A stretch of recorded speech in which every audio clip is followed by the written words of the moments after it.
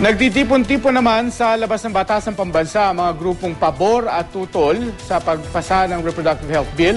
Para sa detalye, makakausap natin si Chino Gaston. Chino, gaano na karami yung pro at anti-RH bill dyan sa labas? Tama ka dyan, Mark. Mahirap magbigay ngayon ng official estimate dito sa mga grupong nagsidatingan nga dito sa labas ng Batasan Complex. Pero kasi ito ay dahil may iba dumadating, marami sila dadating, pero maya-maya lamang ay mababawasan. Pero maya-maya rin, may dadating na namang ibang supporters. Gaya na lamang ng mga supporters dito sa aking likuran, dito sa tinatawag nilang South Gate, dito sa labas ng Batasan Complex, kung saan pumwesto yung mga pro-RH bill supporters at kasulukuyang nagsasagawa ng kanilang programa. At mapapansin mo, suot nga nila yung trademark na kulay violet na pawang tanda ng mga RH bill supporters. Sa kabilang banda naman, doon sa tinatawag ng North Gate, doon naman pumwesto yung mga kontra o tutol sa RH bill. At suot naman nila doon ang kanilang kulay pula na mga damit na pawang trademark din naman ng mga tutol sa RH bill.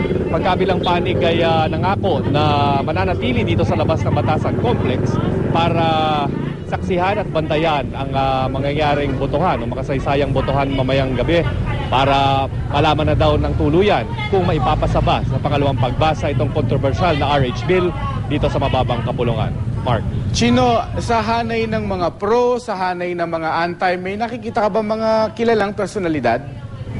Ang nakita natin kilalang personalidad talaga kanina, Mark, ang dun sa mga tutol sa RH bill, no? Kasi nagsimula ang kanilang pagmarcha sa isang misa dito sa St. Peter's Parish Church dito sa kahabaan ng Commonwealth Avenue, kung saan nakita natin yung mga ilang anti-RH bill na mga kongresista na dumalo. Kabilang na dito sila Representative Rufus Rodriguez, sila Representative Mitos Magsaysay, at si Representative Amado Bagatsing.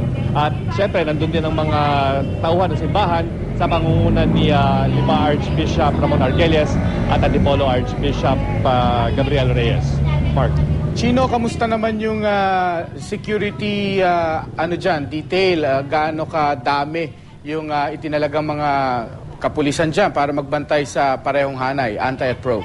Napakaraming pulis na naka-deploy ngayon dito sa palibot ng Batasan Complex, Mark. At katunayan, kanina nga, yung mga yung mga pro-RH bill supporters na nakapwesto na mula kaninang umaga pa dito ay nagpang-abot ito, no? Marcha nung napakaraming anti-RH bill supporters naman na duman mismo sa tapat nila. Pero nakita natin doon ng todo bantay o napakahigpit na seguridad na ipinatupad nitong mga tauhan ng Philippine National Police para hindi magpang-abot ang grupo at naghiwalay ang dalawang grupo na walang masamang nangyari o karahasan na inaitatala. Mark. Okay, maraming salamat sa iyo, Chino Gaston.